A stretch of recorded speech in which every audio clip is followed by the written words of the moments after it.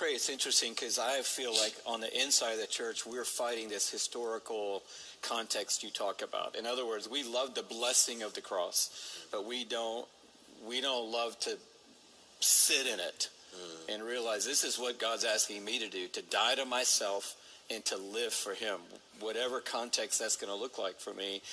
But I want to flip that upside down because I think the other side of it is true with our nation's history.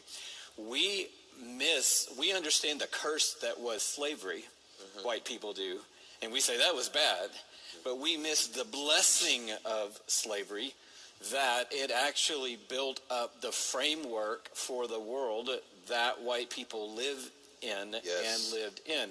And so a lot of people call this white privilege, and when you say those two words, it just is like a fuse goes off for a lot of white people because they don't want somebody telling them to check their privilege. And so I know that you and I both have struggled in these days with, hey, if the phrase is the trip up, let's get over the phrase and let's get down to the heart. Sure. Let's get down to what then do you want to call it? And I think maybe a great thing for me is to call it white blessing, that I'm living in the blessing of the curse that happened generationally that allowed me to grow up in Atlanta. And, you know, you're talking about being 57. If you were 57, I can't imagine being that old, Dan, and being 57.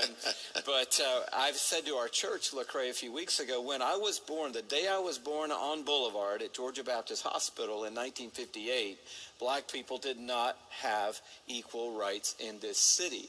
Not my grandparents' lifetime or their lifetime, in my lifetime. This is right now what we're talking about today.